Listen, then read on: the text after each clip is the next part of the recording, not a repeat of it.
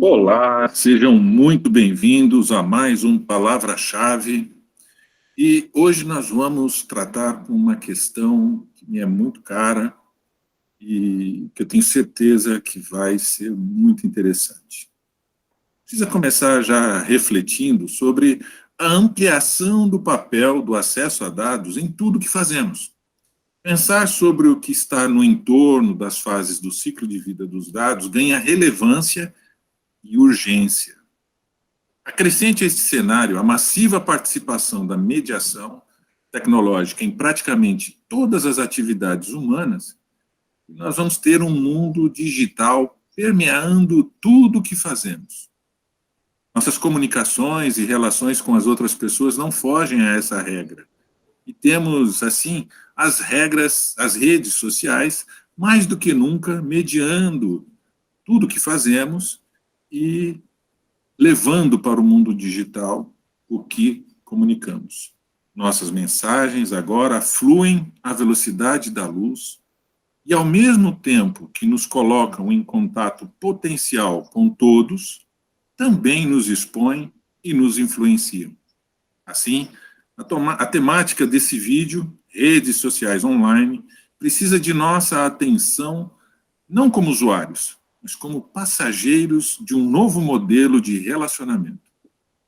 Para tratar desse assunto, nós temos a satisfação de receber o professor Fernando de Assis Rodrigues, pesquisador e referência na área.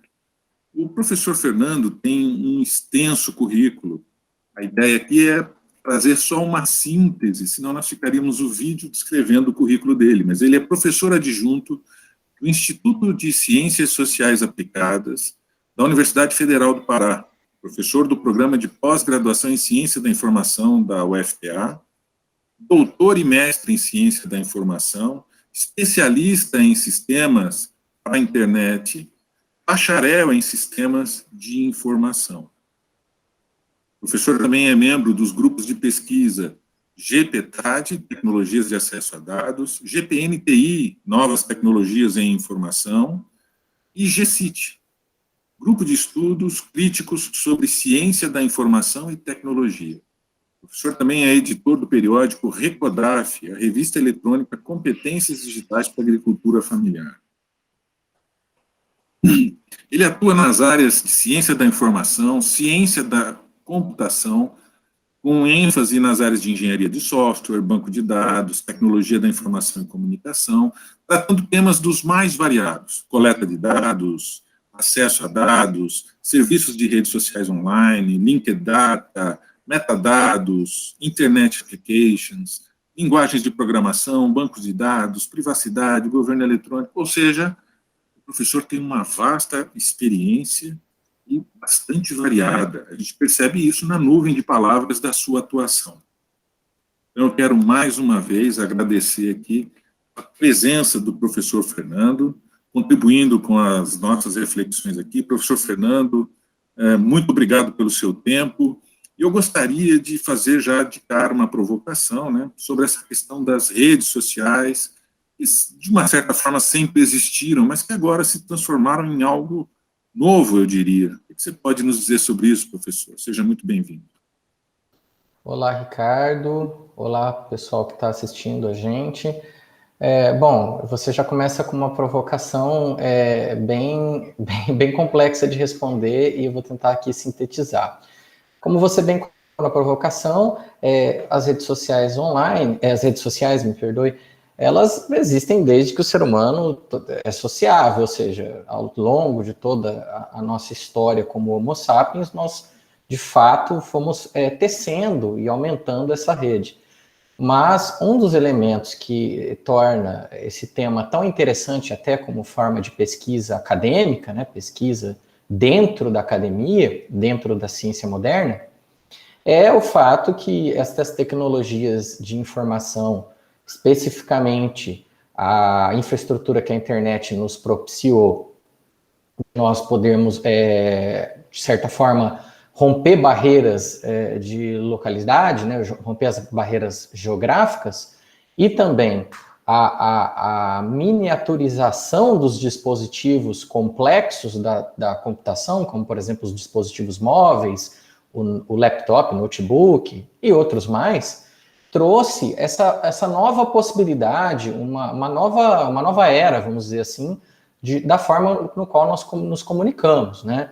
Então, eu particularmente comecei meu interesse até com relação a esse tema mais maduro, vamos dizer assim, academicamente maduro, por uma situação até pessoal, na qual eu interpretava lá no passado, especialmente por ser fã de ficção científica, nessa nova porta que se abriria, que eu não sabia datar quando era jovem, mas após a virada do milênio, de você simplesmente poder conversar com o seu colega no Japão, na Europa ou em qualquer parte do mundo, de forma basicamente instantânea, com vídeo, áudio, ou seja, conteúdos multimídia que permeiam todo esse contexto.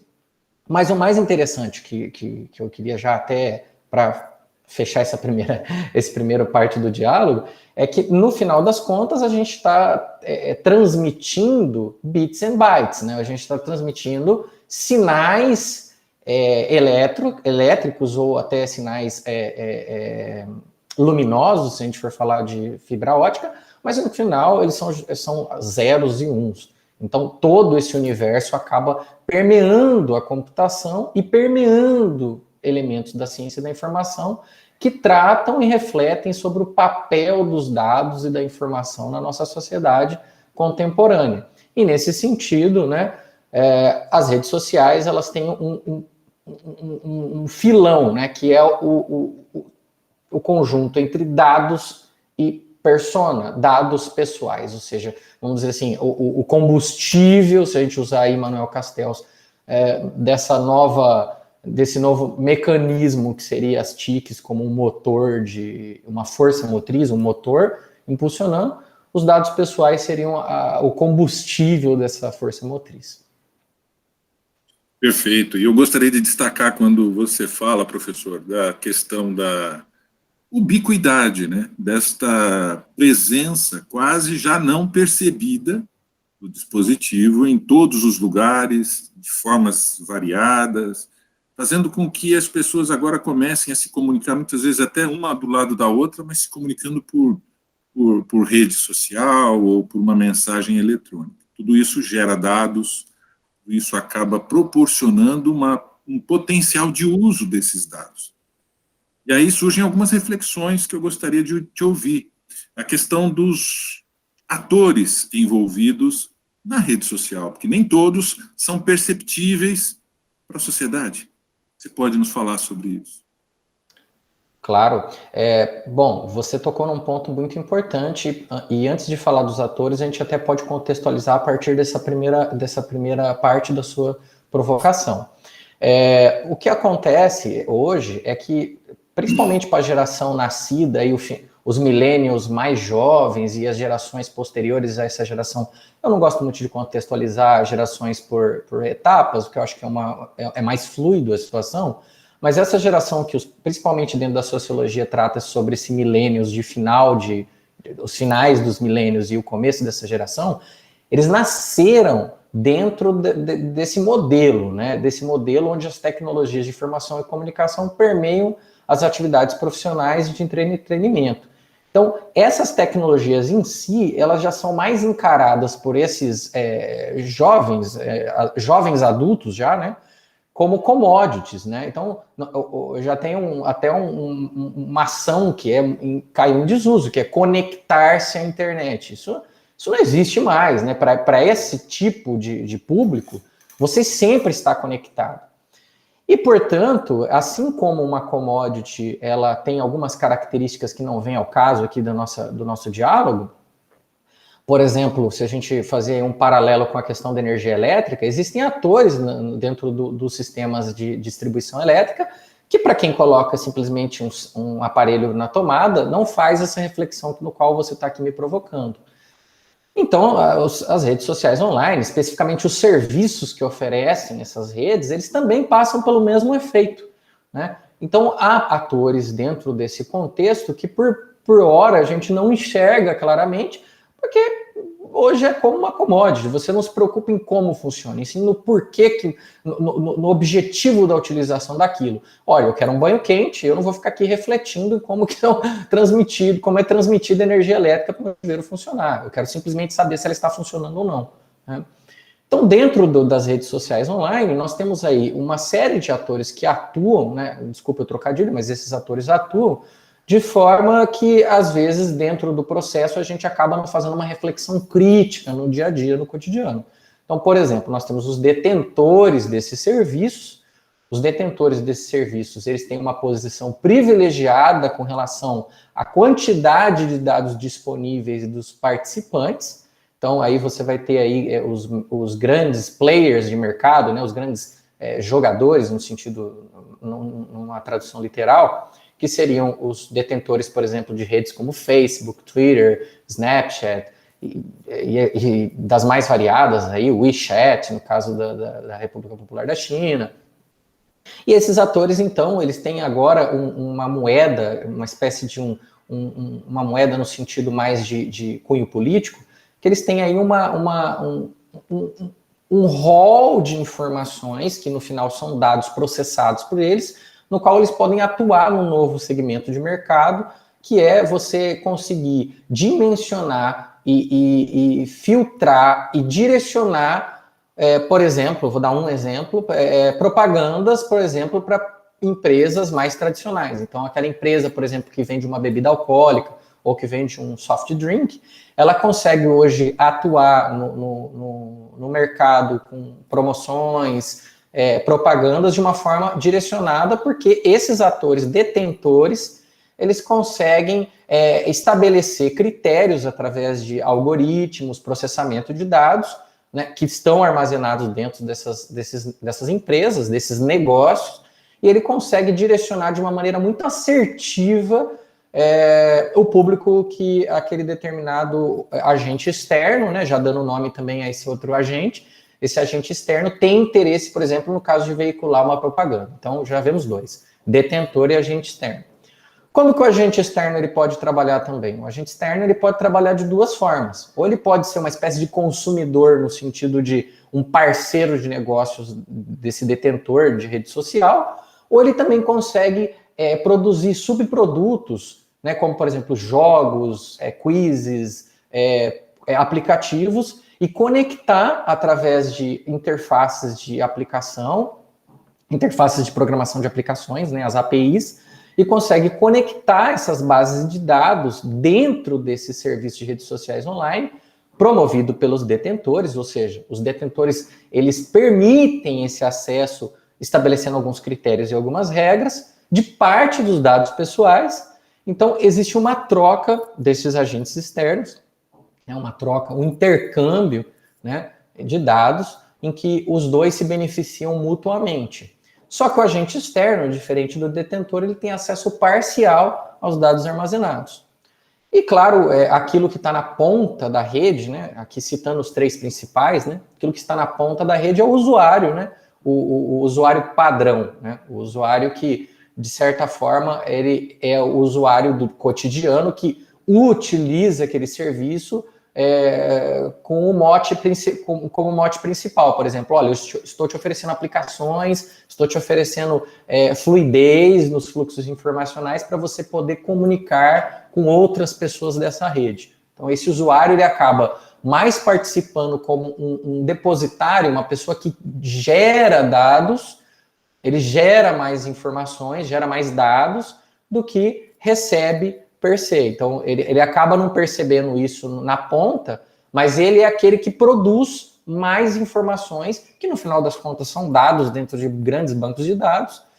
O agente externo, ele está no middle ground, né? Ele está na metade do terreno, ele gera dados, mas também recebe mais ou menos de forma equilibrada, um pouco mais desequilibrado no sentido que ele acaba mais coletando dados do que gerando, e o detentor que gera muito pouco dado, mas que de certa forma ele tem ali o acesso pleno a tudo aquilo que é trafegado dentro dessas redes sociais online.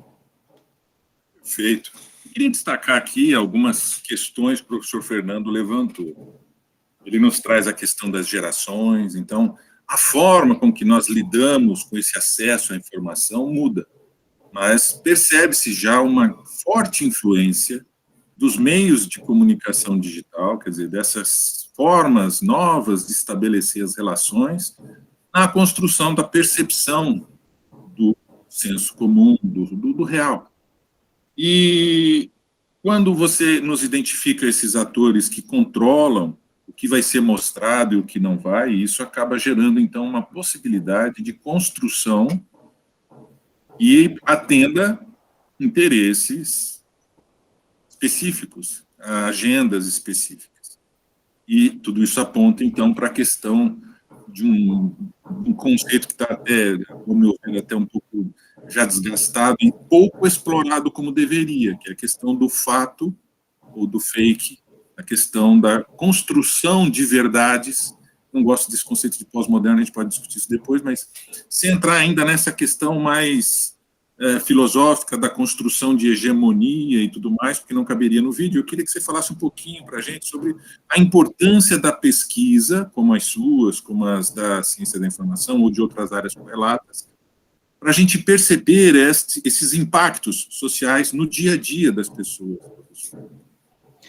Nossa, aí você citou talvez o grande problema, ou a grande problematização das universidades nesse momento. Como nós podemos abrir um diálogo de uma percepção mais crítica sobre essas agendas, sem, ao mesmo tempo, perder um pouco o norte, né? Já que, como você bem colocou, trazendo um pouco até da sociologia, é um tema, é uma reflexão que vai permear várias áreas do conhecimento. E hoje a universidade em si, independente do país em que essa universidade está situada, ela tem uma grande dificuldade em formar profissionais e também formar pesquisadores com relação a fazer essa reflexão.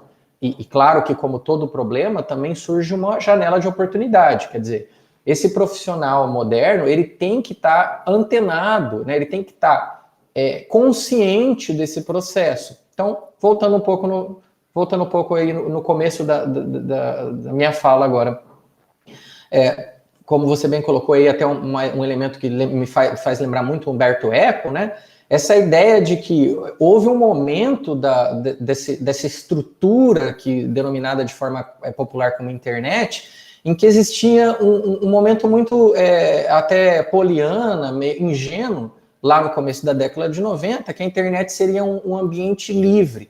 Mas que, na verdade, hoje, as pessoas acabam utilizando serviços que que têm uma característica comercial. Então, os serviços de redes sociais online, eles são negócios. E por serem negócios, eles colocam novos atores dentro da formação de agenda, não só política, mas agenda social, cultural, política, econômica. Então, hoje, dentro até da ciência da informação, ainda há uma carência, o que, novamente, eu quero enfatizar que isso torna-se uma janela de oportunidade, no desenvolvimento de pesquisas que ampliem um pouco o conceito já estabelecido lá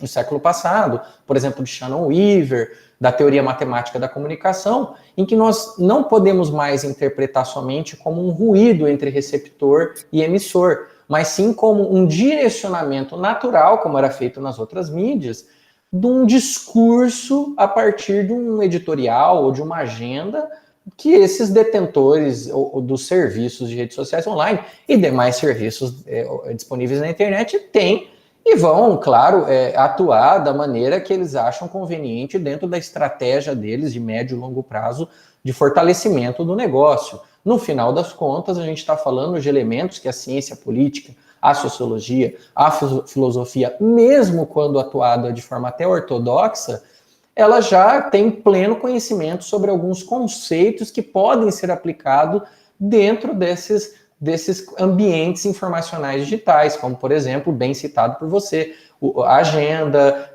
o direcionamento, o lobby, o negócio por si. E não há nenhum crime com relação a isso. Isso é parte do modelo dos países democráticos capitalistas. São os interesses dessas grandes corporações que a gente tem dentro da ciência estudá-los, aprofundá-los para tentar criar um zeitgeist do momento, uma espécie de espírito do tempo em que nós libertemos a sociedade, pelo menos o entendimento do funcionamento de toda essa máquina que opera muitas vezes, como bem colocado o professor Ricardo, de uma forma que a gente não faz a reflexão diária, mas que é importante os jovens entenderem que são empresas no quais eles estão colocando boa parte dos seus comportamentos, tanto da vida privada quanto da vida pública, né? Seja profissional ou seja de entretenimento, né? As suas atuações, como onde eu fui para passear, qual bebida eu costumo beber, qual comida eu costumo comer, qual roupa eu estou utilizando, até também o comportamento profissional, né? Aquilo que de fato a gente acaba fazendo nas nossas atividades profissionais. Professor, você está desenhando um cenário bastante complexo. Como é que a gente pode trazer isso mais próximo daquele profissional que já se formou há alguns anos, mas que tem aquela experiência de campo, ele tem uma vivência ou de empresa, ou atuando como desenvolvedor, ou seja lá qual for a área em que ele atua, ou mesmo aquele que está concluindo agora a sua graduação, como é que a gente pode levar alguma palavra para essas pessoas se motivarem a seguir uma carreira acadêmica, pensar em pesquisa, mesmo que não seja para dar aula, mas que possa construir agora um perfil que possa colaborar na construção de conhecimento nessa área? Bom, eu vou partir de um pressuposto que eu não quero fazer nenhum tipo de proselitismo, no sentido de falar que a minha, ou a sua, ou a determinada área, ela é mais importante que qualquer outra. O que acontece, principalmente a partir da minha geração, é que está cada vez mais intenso a necessidade do profissional ter que fazer o estudo contínuo, né? Não há mais espaço dentro da maioria das profissões e da maioria das áreas do conhecimento para aquele comportamento mais tradicional, do final, principalmente embarcado, ali, intrincado com o início da Revolução Industrial, da ciência com a Revolução Industrial, daquela agenda mais ligada ao bacharel que se forma e necessariamente não faz nenhum tipo de atualização, né? Ou se faz muito pouco. Hoje, qualquer profissional de qualquer área, incluindo essa que nós estamos colocando, que é bem intrincada pelo processo de interdisciplinariedade do contexto redes sociais online, né? Então, quer dizer, trocando em miúdos, estudar redes sociais online naturalmente é estudar um ambiente extremamente interdisciplinar, que vai de filosofia e sociologia a engenharia e ciência da computação, permeando ciência da informação, administração, direito e outras disciplinas mais, né, outras áreas do conhecimento mais. Esse profissional, como todo profissional do século XXI, vai ter que estudar continuamente. Ele não tem condições mais de ficar parado, né, no termo de adquirir novos conhecimentos e, com isso, ter novas perspectivas e um novo posicionamento crítico a partir do que ele se debruça a trabalhar. Então, esse profissional que está no mercado, ele pode seguir, por exemplo, um mestrado acadêmico, não necessariamente para atuar como docente de nível superior. Ele pode fazer um mestrado, por exemplo. Eu aqui trabalho com redes sociais online aqui na UFPA, no programa de pós-graduação em ciência da informação. Também trabalho com o tema de coleta de dados, né? Ou seja, minha preocupação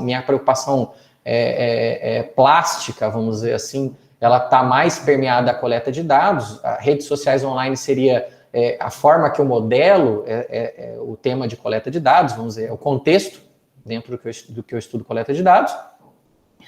Mas também ele pode procurar outros tipos de formação, como, por exemplo, o Master of Business Administrator, né?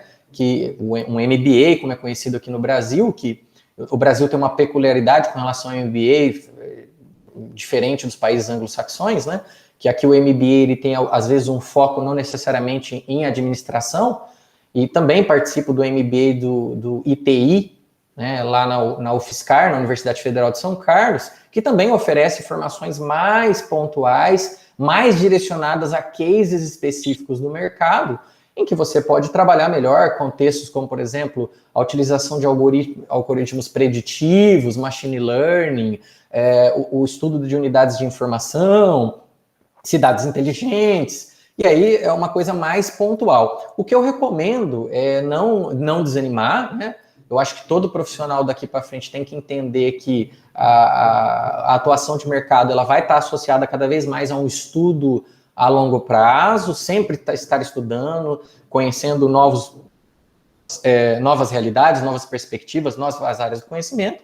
E aí eu recomendo que o profissional faça uma reflexão de médio prazo para onde ele está pensando em ir e decida se ele primeiro deve fazer um MBA, ou se ele deve gastar energias com uma certificação na área, ou se ele deve gastar energias com mestrado, doutorado acadêmico para atuação dentro da área privada ou pública. É totalmente possível e, inclusive, aconselhável. Perfeito, perfeito. Professor, muito obrigado por suas palavras. Eu tenho certeza que muita gente aí vai ficar motivado a fazer os vários caminhos que foram apontados aí. É muita coisa que foi dita em pouco tempo, então quem quiser ver detalhes pode voltar, assistir de novo, né? Mas o professor fala de oportunidades para fazer uma pós, para fazer uma especialização, e o que permeia tudo isso, quer dizer, o que está por trás disso tudo não se pode mais parar.